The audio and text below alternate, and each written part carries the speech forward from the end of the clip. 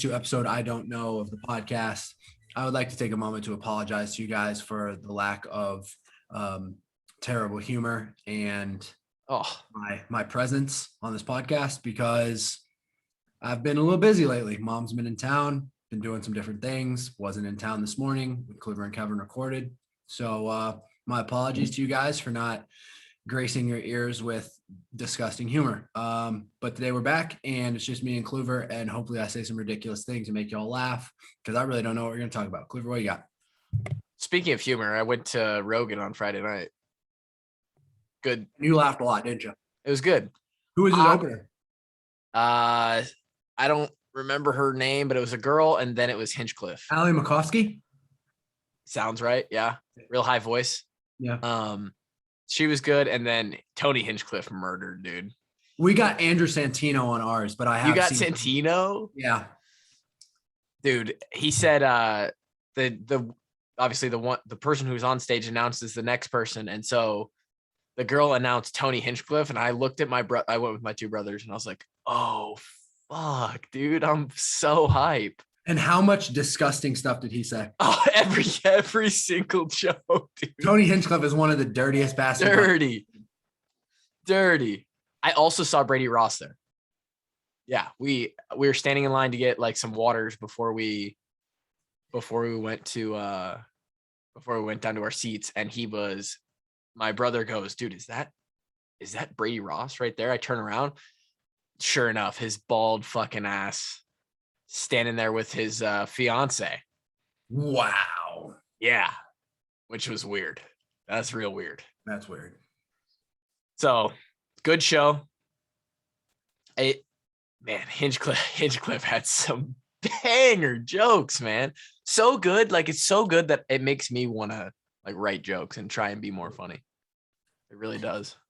He had an incredible Caitlyn Jenner bit / kind of transgender bit for like a solid 10 minutes. It was fucking amazing. I love that. Good stuff.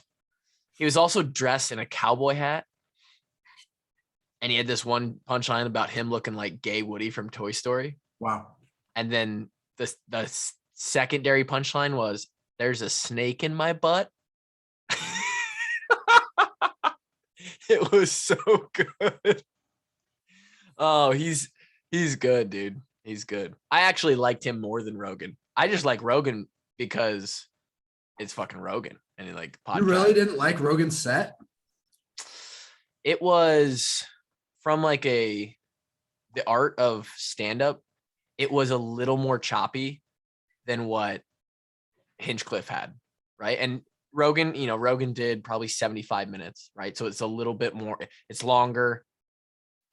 I think I know he, obviously when they do stadiums like that, he's already tried out most of his stuff. Like that's pretty solid. But I do think at the end, he was trying a couple new things out, and they were funny.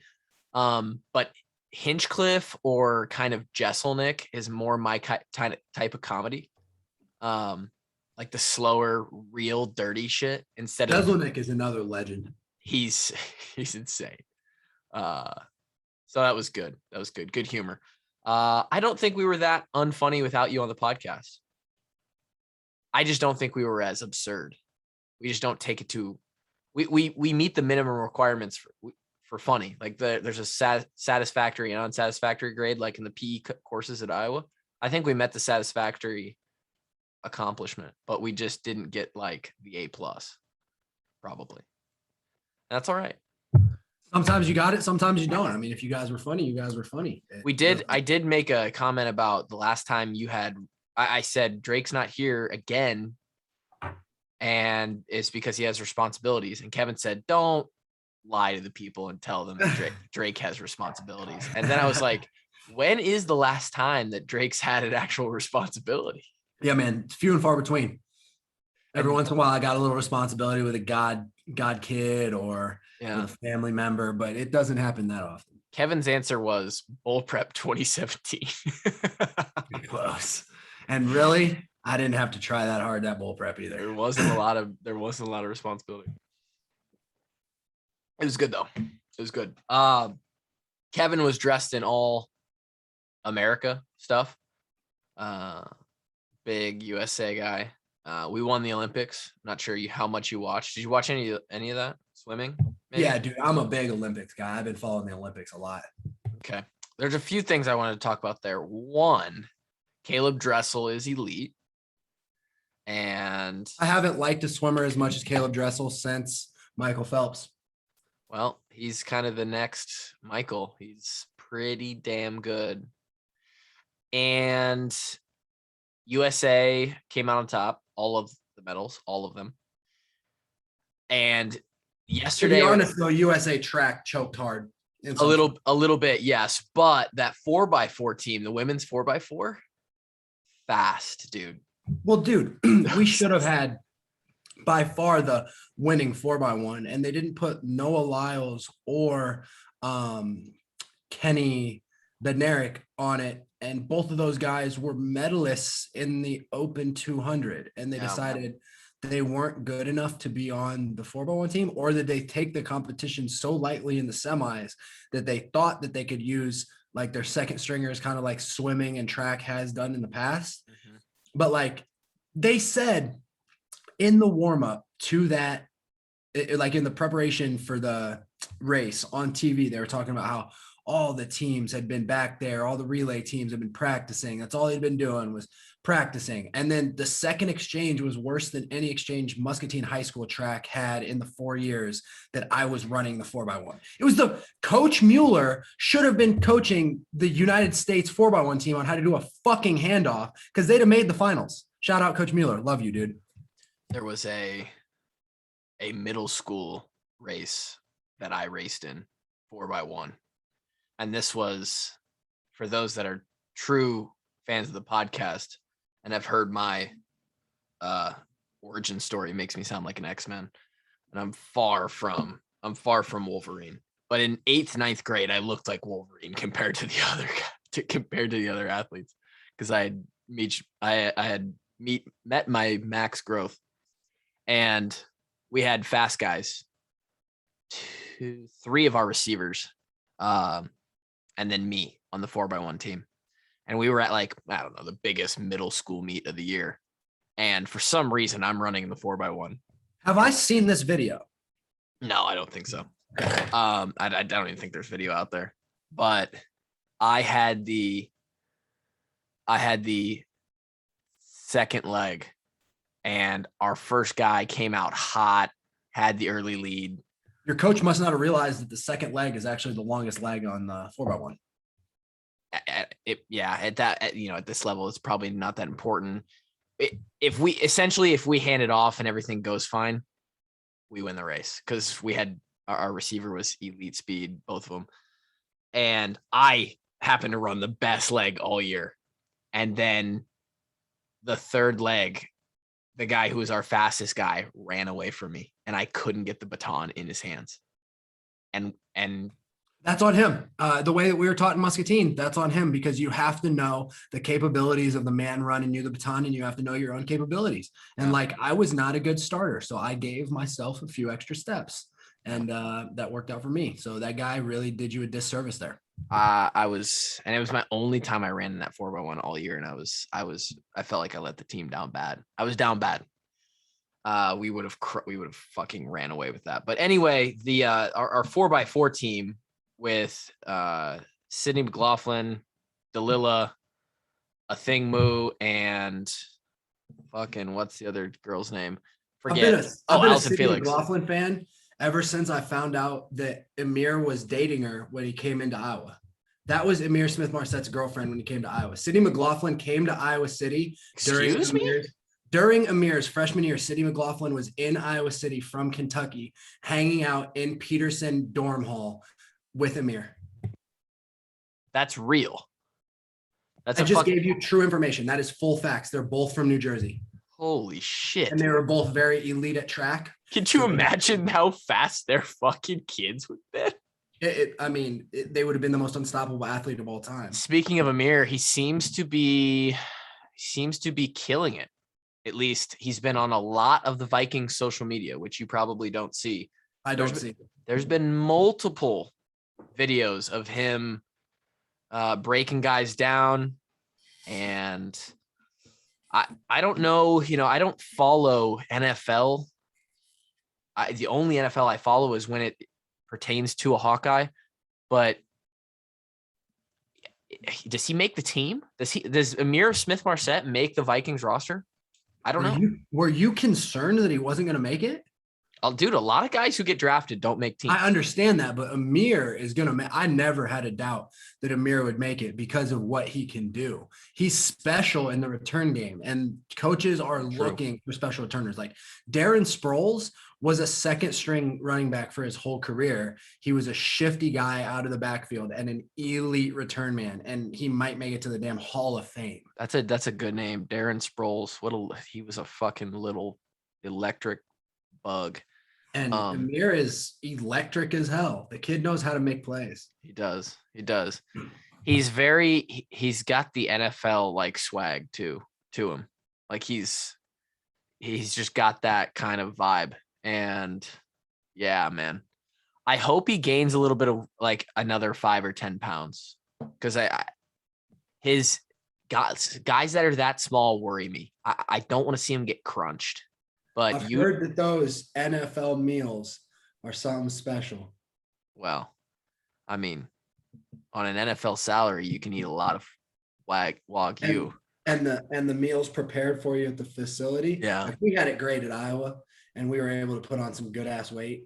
But like if you didn't like what you were eating that day, that it was too bad. Right. Whereas in the NFL, those guys just go up and order whatever they want. And the chef makes it for them. True. And then they go home and their significant others have been able to sit in the mansion all day because they've got them set up nicely. So they may or may not have a nice meal prepared for them when they get home. It's pretty easy to gain some weight when you get to the NFL and you have all those resources. When you came in, you were 205? 203. 203. And how quickly did you get to how much did you put on in the first year? I have no idea, but probably like 20 at least. 20? Yeah, 220, 220 something sounds right. And then you ended at not pro day, but you ended playing weight at what, 240 something? I would say 240 on the dot. Wow. Do you think that was how maximized was that 240? Well, as we found out during bowl prep, it wasn't all the way maximized. I think back to do you remember when Kevin and I did like Year of the Hard Bod? Yeah. And I think back to how I always think about Brandon Snyder because he was always a thick guy, but he was still pretty lean. Yeah. And I think back to how not lean I was, like how much of an actual like a good machine. I was not. I had a lot of fat on me, literally and figuratively. Like it was, and I just think back to like, I thought I was a really good, like well-shaped guy, but like compared to now, it's nothing. It's crazy. And I always think, man, and you put that weight on and it was the first 2 years we didn't even have Grays or any of that shit yet. It was just Hillcrest meals. It was like pizza and burger bar. Dude, it was a lot of free supplements, a lot of Gatorade cans. Synthesix. And dude, applesauce. I used to eat weights, dude. That was what I got known for at Iowa. I wasn't a football player. I was a weight eater. And then I got good enough at fullback. I got good enough at smashing other humans to make a difference. But like, it was what it was. I was a guy that just lived in the weight room and drank a lot of protein shakes. When they switched you to fullback, was there ever a time when you were like, fuck this, I'm not playing fullback? Or you're just like, nah, I got to find a way on the field. This is going to be it. Yeah, that was it. I didn't get along with Coach Reed. It was what it was. Like him and I, he didn't believe in me at all. And I was a very pissed off young kid, and it was what it was. So as soon as I got the opportunity for something fresh, for like an actual opportunity rather than just standing on the sideline watching everybody else do everything, I took it. Yeah. Caitlyn Clark dropped 25 on Australia today. Really? Yeah, she had 5 threes in the first half. I didn't realize she was playing for the USA team. That's insane. Not the USA. Well, yes, USA team, but it's the U19 team. Oh, okay. Yeah, that's insane. I think the US women won gold, but then there's also like the junior national team, and she's on that. And she was on that in 2017, or she was on the U17 team 2 years ago. They took gold, and then I think they're on their way to probably win gold again. They beat Australia by 50 points. Holy smokes. And Caitlyn Clark had 25. I mean, she's so goddamn good. It's so crazy how good Megan Gustafson was for the Hawks, and arguably best Iowa women's basketball player of all time. And now I don't think there's an argument that Caitlyn Clark is probably going to be the best women's basketball player of all time. And it was 2 years ago. Like, we've had these two players in a span of 4 years. Are you kidding me? Yeah, it feels like we're getting spoiled, dude. We had Luca and Joe. We had Megan and Caitlyn. It's absurd. Dude, Iowa basketball used to be a real doormat. Like, they used to not be fun to watch at all. When we came into college, it was like Pete Jock made a 3 every once in a while. You know, it was Mike Cassell was cool. Utah was fun to watch. Utah played for a couple years. Then we had to deal with Woodbury. And like, I actually threw a chair through a door because of Adam Woodbury. Adam Woodbury. Dude, have I ever told you the story about me guarding Adam Woodbury? Yeah. What a fucking. So he's what this is vintage Todd Kluber. Adam Woodbury is what my dad would call one of two things. A creek beaver, or B, a puss cake. So wow. The background. I agree 100% with Todd, by the way. The background of those stories was, oh, this is so mean. This is mean, and this is canceled material today, but it doesn't matter. I can't wait for it. Probably not, but some people would be they'd be rubbed the wrong way. So at Marshalltown High School, the practice field, or I guess the entire athletic complex, sat on this piece of land that then had a creek that ran just on the edge of it, right? And so the practice field, it ran all the way up to the creek, and then across the creek kind of ran up to the parking lot of the school. It was a big hill on the high school side of the creek. And we would run conditioning reps where we started at the far end of the field. You'd run down. It was called a creek run. And it was like one of 4 conditioning things that we did in preseason. You'd run all the way down to the creek. You'd jump it. And then you'd run up the hill, touch the fence, come back down, jump the creek again, go across. The field goal post was also on the end of the creek, maybe 10 or 15. You've now said creek 3 different ways. Creek. You said creek, crick, and creek. Get it fucking right, kid. What is it? It's creek. CREEK spells creek, you fucking hick. Okay, creek. So when we would do field goal period, we would have like the kids who didn't play. And these are who my dad would call Creek Beavers. We would have the kids who didn't play stand in front of the creek and block the footballs from going in the water. Yep. Or everybody has a place on the team, man. Or if you were one of those kids who wasn't great at some of the linemen, specifically, who, the creek was not thin. You had to give a decent little effort to jump over it. If you fell in the creek, you were then also called a creek beaver. So everybody was a creek beaver at one point or another. Puss cake, it just kind of speaks for itself. You're soft. I've got a funny ass story, dude. Okay. 2 funny stories. Well, no, I'll just go with 1. So, the old Revolution helmets, the original Revolution helmets? Mm-hmm. Just so happened, they had a really bad placed soft spot right around the temple. Yeah, horrible, dude. Horrible. And one of my teammates did something to me in high school that pissed me off. I turned around and I flushed him with a right hand right on that soft spot of his helmet. The kid dropped and he just crumpled. Oh god, those helmets were trash. Did you knock this kid out, or he was just like, so he just wasn't ready for it? I think I dinged him, you know? Okay. It was like a Maybe it was I like didn't knock him out, it 'cause, was a like, head stinger. there's times where UFC guys get hit on the side of the head and they drop, but then they pop themselves right back up. He Like, wobbled. they're He there. wobbled. He was wobbled. Yeah. And he wobbled to the floor. But Did you see in the back to the Olympics now? Did you see the water polo highlight? You probably didn't. This is the one thing that I wish you I need to send it to you. But I don't know who it was between, but there was a water polo match going on, which, by the way, I think potentially is maybe one of the hardest sports on earth.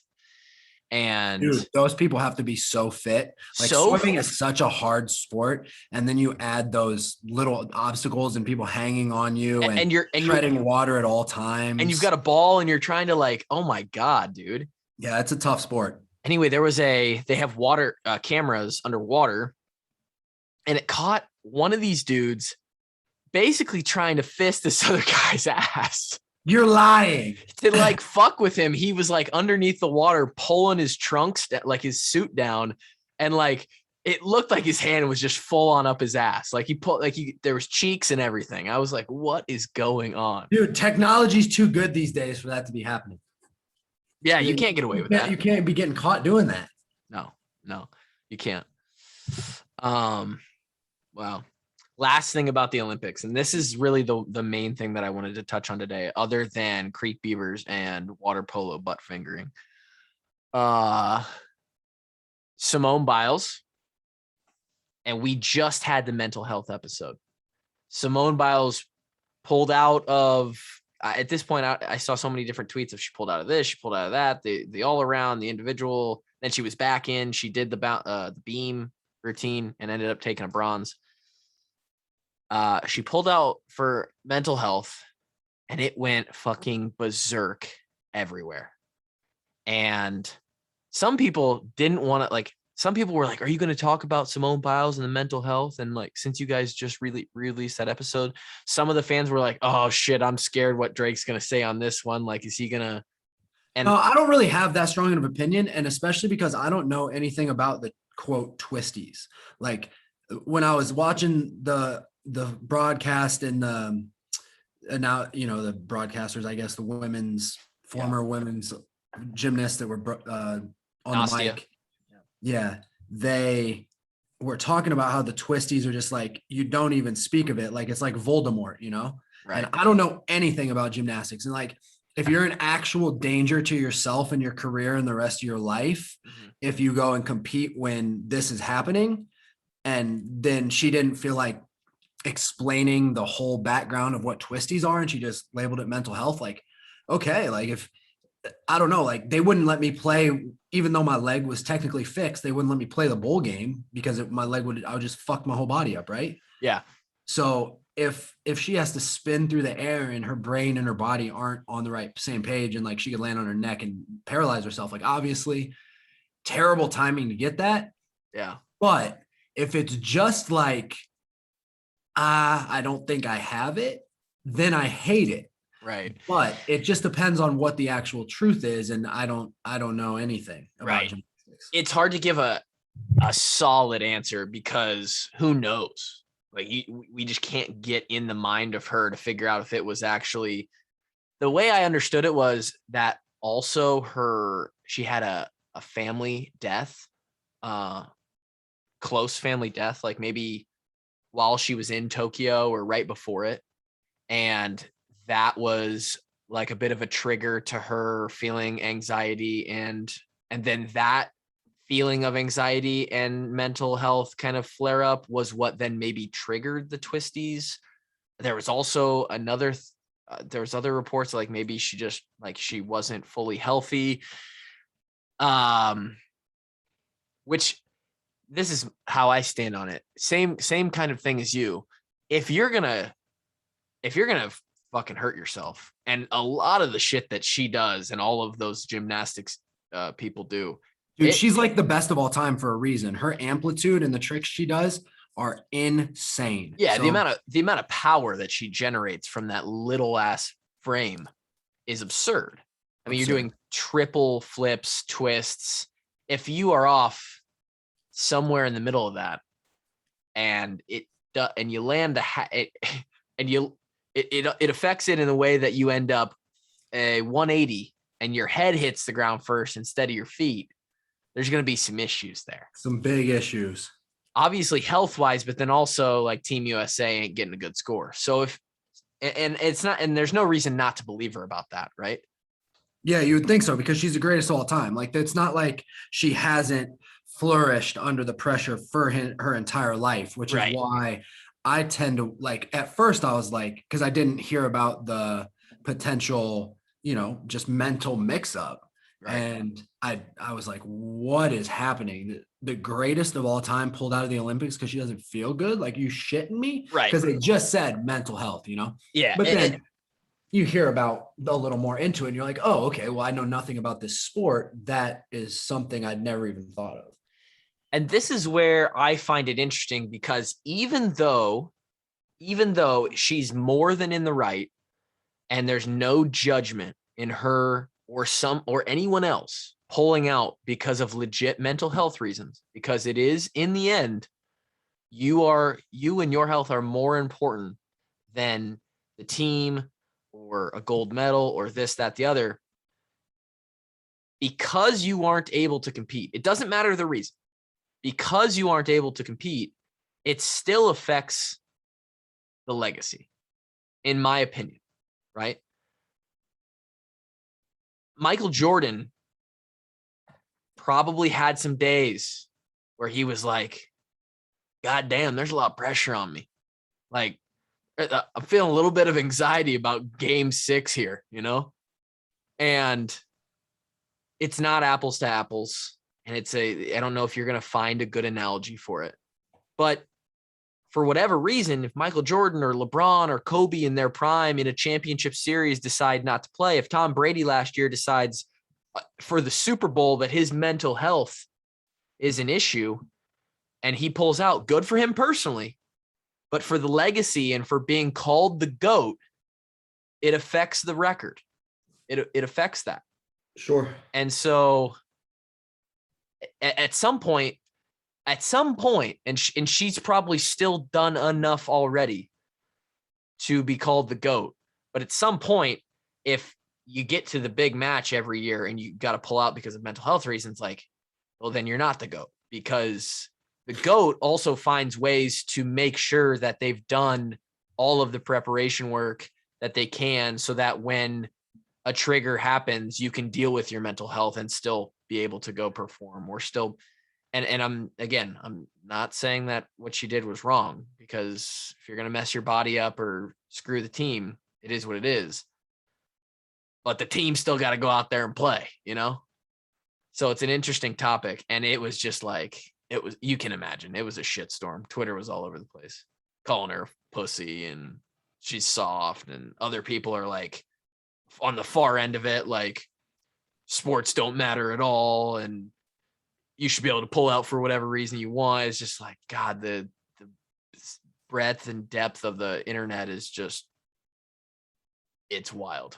And yet we think that one person can run the country, because he's going to have the interest of all 350 million people.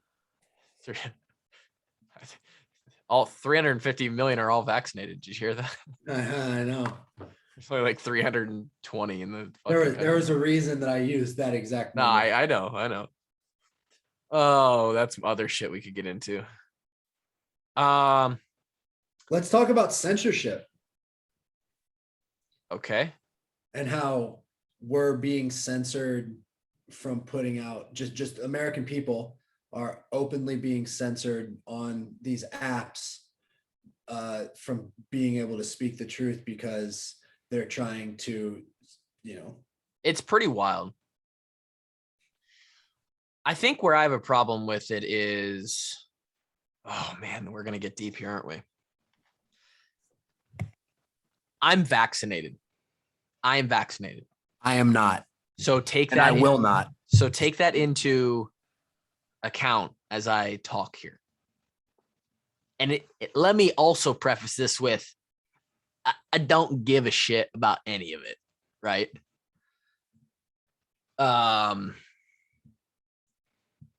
Most of the people, it would seem. And that could be a farce too, because of vocal minority on social media. Most of the people, it would seem, are recommending or on the side of being vaccinated. Again, not saying that it's right or that it's wrong. Now you're sitting there at home with your own opinion saying, "Oh, Cluve." I know some of you are sitting there going, "Cluve, come on, man. It's the right decision. If you aren't vaccinated, you don't care about anybody else." And some of you are out there saying, "Cluve, are you fucking serious? You would get vaccinated, dude? You're fucking crazy." And so just drop whatever your shit is and just listen to me real quick. Most people seem to be on the side of, you need to get vaccinated. It's what's going to help stop the pandemic. This, that, the other. It is, and this would be irrelevant, or not irrelevant. This would be the same if it was the other way flipped around. If the vocal, or if the majority of people were saying, no, you should not get vaccinated, right? Doesn't matter what side you're on. Both sides should be able to say what they want to say and not be shadow banned or censored, like Drake said. And it does seem to me that people on the side of taking it a little slower, maybe kind of trying to do your own research on vaccinations, making their own decisions to not be vaccinated for their reason, or even if they're fucking complete psychopath conspiracy theorists who think that the vaccination is a literal microchip. Wherever you fall on the side of, I'm 51% not going to get vaccinated, all the way to 200%, I'd rather take a bullet in the skull before I get vaccinated. People on that side of things seem to be being censored a little bit. And I don't think that's fair. And I found one just today. Somebody that I follow posted something on their Instagram that was blocked out and said, we have basically people who look into this and have determined that this is false information. So I saw that on your basically intake at your own risk. Mm-hmm. And I clicked on it, and it was a group of doctors who were basically speaking against all of the bullshit that everybody's being fed. And Instagram thinks that they have a group of fact checkers who are more well-educated than people with PhDs in microbiology and other. Yeah, it's interesting because now Instagram. Now you're not supposed to listen to the doctors when everybody's been telling me, shut the fuck up and listen to the professionals. Right. Well, here I am listening to people with now they're PhDs, the hypocrites. Badges, their names embroidered on their lab coats, standing talking about how everybody's being fed horse shit. And now all of a sudden they're wrong. I just don't get it. I think that there is a pretty clear agenda. And because there is an agenda, and because I fucking hate politicians, I hate the government. And I'm ready to go to war with all of them. They can fucking take their virus and their vaccine and shove it all the way up their ass, because they're not getting me with the gooey juice. There it is. I knew at some point, there's actually been multiple. Creek Beaver, Gooey Juice. We got a couple good names for this episode.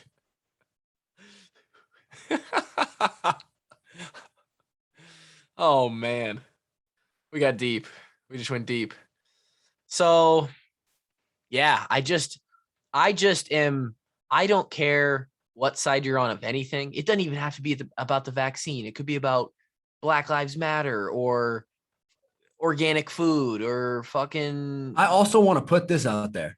I think all politicians are lying. I don't believe the right or the left. I think everybody has an agenda. And I believe that politics has gotten to the point where it's trending towards global takeover of the decision makers. Like, we're clearly working with China because the National Institute of Health funded gain of functional research at the Wuhan lab for coronavirus. And I mean, we're in bed with other countries that we're said to be enemies with. And it's just so the global elites are so fucking twisted, and they're determining what gets, I don't know, what gets done. I would say, dude, it was an attack on the American economy. Coronavirus was an attack on the American economy that we funded. Okay. Now we are getting okay. I wish Kevin was on here so bad. Oh man. Okay. Now there's some people at home thinking, holy shit, what did I sign up for? They might have turned the podcast off, but that's all right. Wow. That's a statement. Dude, I get my information from Joe Rogan, who gets his information from actual scientists, and he vets his sources very, very carefully. And I listen very, very carefully. I know. I don't sit here and laugh uncomfortably because I think you're wrong. It's because there's always the potential that you're very right. And I think when it comes to politics, if anyone has the opinion that it is a pretty well-run ship that has all the, it's all well oiled, and that it's not just for mostly money and power, that'd be a tough sell on me, because it's pretty clear that whoever's president, it doesn't, like you said, regardless of whatever side, it doesn't matter. Like, they just want more money. They lie. They just power. lie and try and get more money and power. It's interesting. It's an interesting system. And to take it as far as that this was an attack on the American economy funded by America or the elites, I guess we could go there. But yeah, man, censorship is interesting, and I can't wait for the blowback on this episode. You got to send it to me. I don't even know if there will be. Like, I don't anymore, dude. Like, it's kind of what they expect. It's what people want to hear. I think it's what people that don't agree with you even want to hear. They're just like, I just want to listen to some fucking crazy asshole that was a Hawkeye just talk. Like, I love Drake. Maybe I don't. I've had people say this. I love Drake. I don't agree with him all the time, but I love his how real he is and how crazy it is to listen to him talk sometimes, and it's fucking rock on, brother. And it's entertaining. And I don't know why I'm doing that voice in like a guy who's sitting on the back porch drinking a Busch Light that got a 14 on his ACT accent, but that's listen. A lot of people who like me probably did get 14 to 17 on their ACT, and I think you get 13 for signing your name. I thought what you were gonna say was a lot of people that like me, they've done a lot of meth. They don't have many teeth. And oh man. Oh, is there anything else? No. I've been saving this one, and Kevin's not going to be on here, and then we're going to move on. I've got a couple guests. We've got a couple guests. Those that are fans of the podcast, Searles is going to be back soon. And Searles is a big hit, and we all know that. All right, what do you got for me? Drop it on me. It's nothing. It's nothing like we just talked about, but I don't even know if you've seen this. Did you hear about all the conference realignment shit? Texas, Oh, Oklahoma. Man. Hilarious that Texas thinks that they can get out of the conference that plays no defense. They can't win championships in a conference that plays no defense. And they think that they can go to the conference who has some of the most elite defensive talent in the country every single year. Texas, dead ass in the SEC, Texas could not win a game. Not saying that they would not win a game. I'm saying it's possible that they could go and get blanked in a definitely season. Could say that, yes. Vanderbilt and Kentucky have the kind of talent to go out and beat Texas on any day. Yeah. And Missouri. I mean, the defense that Texas has fielded over the past, handful of years is absolutely abysmal. And to think that they're going to compete with, at least immediately, with Bama or LSU or Auburn or Florida. I mean, they're going to get how hard them boys hit every week. They're going to get fucking bent. You would assume so, yes. Oklahoma, on the other hand, they have the talent and the pedigree over the last decade that they clearly can compete. And but they can't beat the top guys. They get blown the shit out. And yeah, they get their booties blown out every single time they go to the playoffs. Yeah. I mean, they had a really close game when they had Baker Mayfield and they played Georgia, right? Yeah. And this is actually what's interesting about here's the contrast, right? College football, American politics, it all comes back again to money. Like Texas and Oklahoma see themselves as massive brands, and they are, and they want more money. And they know that in the Big 12, they are absolutely putting the conference on their back when it comes to how much they bring in as part of the conference pop. From a money standpoint, this dissolves the Big 12 because there's nothing left. Lost your lead horses. Like if there's only 2 real thoroughbreds in the entire Big 12. And then they're just, because now the Big 12 is a race at Prairie Meadows that has a bunch of donkeys in it. And you know what's real sad about that is Iowa State is the fastest left. They're the fastest donkey left. So that's not good when you're trying to build your conference. No. Around a team that hasn't even won an in-state rivalry in like who knows how long. They haven't ever won a conference championship. The best team left in the conference would be one that's never won a championship. So a lot of times they're third best in their state and they're supposed to lead the conference. Correct. Which is why realignment was the whole talk. It wouldn't just be those 2 big dudes moving away from the Big 12. Everyone sees the writing on that wall, and it's done. They've basically said, hey, we're not renewing our media rights or whatever it's called for 2025, I believe it is, so they're basically locked in through 2025, but they announced this now. You're not going to, and there's probably going to be somebody that messaged me about this, but if you get divorced, you don't live together for another 4 years before you split up and leave the house, right? You probably move out before then. Now, is there some couple that's living together right now, divorced, and it's been done for like 5 years, and for some reason they're still sleeping in the same That room? would be the kind of trash that I'd be proud to have on this podcast. Right. Those are the same people who, like you. There probably is. But generally, you get what I'm saying, right? Like they are, and I saw a bunch of smarter people that are in college football than me basically saying this means that legal action is about to happen and they are going to go to the courts and get out of this early. And they're going to be in the SEC, which means, so then all hell breaks loose and they start talking about, well, does Iowa State come to the Big 10? How many teams do we add to the Big 10? What if we're going to start realigning? We're already the Big 14, ain't we? Right, exactly. If we start realigning the Big 10, well, shit, maybe we should go and merge with the Pac-12. Should we get Washington and Oregon and boys? That ain't close. Hey, how about Kansas? Can we add Kansas to who are we dropping? Are we going to get Nebraska out of here? Does Nebraska should go back to the Big 12? How about Nebraska needs to go to D1AA.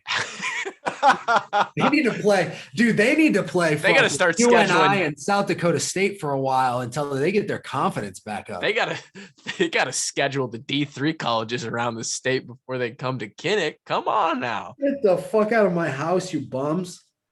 Go play Central and Co before you walk into Kinnick and think you're going to get a dub, brother. Come on now. Notre Dame, what do we do with them? They're independent. Are they going to fucking join a conference? Are they going to cowboy up, put a ring on their finger and commit? Who knows? Dude, they make a lot of money. I don't think they're doing anything. I think their pockets are set. And so it just opened up a conversation that's not going to go away because it is happening. None of the other stuff is happening yet, but those two teams, they're gone. They're gone. And so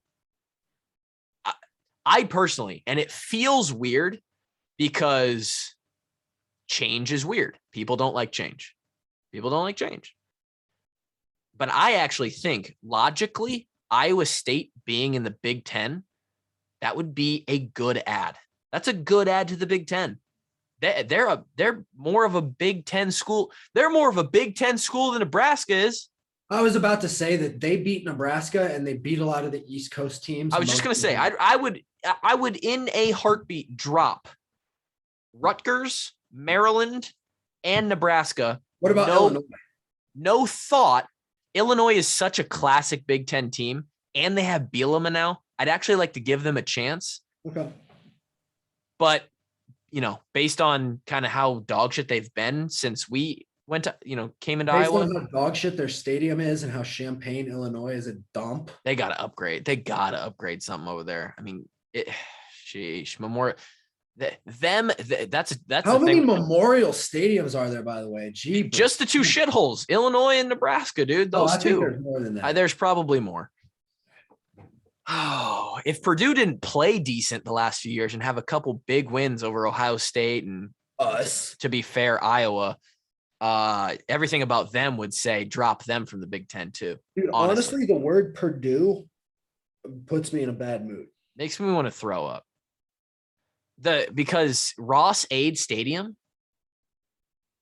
sounds like the budget athletic drink that like Aldi sells. Yeah. Get your Ross Ade. Yeah. Or Ross Ade Zero. I mean, how on earth they got Rondell Moore? How on earth they got Rondell Moore to come to that school? They paid the shit out of him. You know what? Hindsight 2020, they paid that motherfucker. Had to have. And that came right out of the head coach's pocket. Right out of it. There might have been some Rick Pitino stripper action involved in that shit. There might have been some Jerry Sandusky action in there. We don't know what happens. All the way back to the beginning of the podcast, Anthony Jeselnik has an awesome Jerry Sandusky joke. Oh man, we've touched a lot today, and I did not mean that was a bad way to say it. Jerry Sandusky, baby. Yeah, that didn't come out right, but we've touched on a lot in this episode.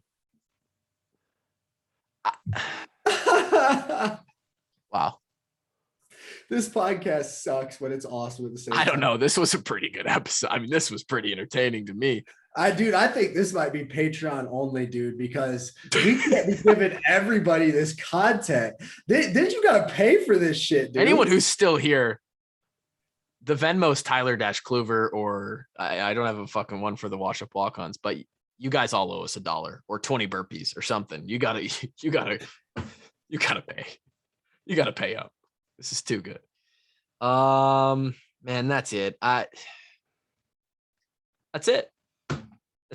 Nashville, picking my wife up. She was in Nashville this weekend on a bachelorette party. And that's going to be your home eventually. So I'm listing my house August 26th and I'll be in Nashville before Halloween. Wow. Kaylee and I are up and out of here, boys. We're hitting the road. The fact that there's another name. How crazy is that, right? Attached to yours. Dude, that scares me. This woman is a special human being. Oh, I understand that. I knew that from the moment you said that she existed. Yeah. I'd like to get her on the podcast, maybe ask her a few questions because I think she might be confused. Holy shit! Wouldn't that be entertaining? Oh shit! That would be a Patreon exclusive. That would be Patreon. Maybe we take Kevin's idea of the women of Benton. The women of Benton. We get Lauren, Kaylee, Kevin's girl, Mick, Katie, Rachel. The head savage, the leader of all savages is Rachel Schlitter Bauer. Unbelievable. We give them each their own episode and we release it Patreon only, call it the Benton Women series. And fuck, the Washed Up Walk On Army may grow to thousands in numbers to listen to those episodes. True to roof. All right. I'm out. You about to go pick your wife up? I got to go to the airport and then eat dinner. So that's it. I hope I need something good to say at the end of this podcast. We need something fucking cool to say at the end of this podcast that's like related to walk-ons. Like, I don't know. Step up. Fuck yourself, San Diego. That's taken. That's it. I hope you guys enjoyed this one with Drake and I. At this point, we're probably censored after that one. But it is what it is. What it is. It is what it is. Talk to you next time, boys. Peace.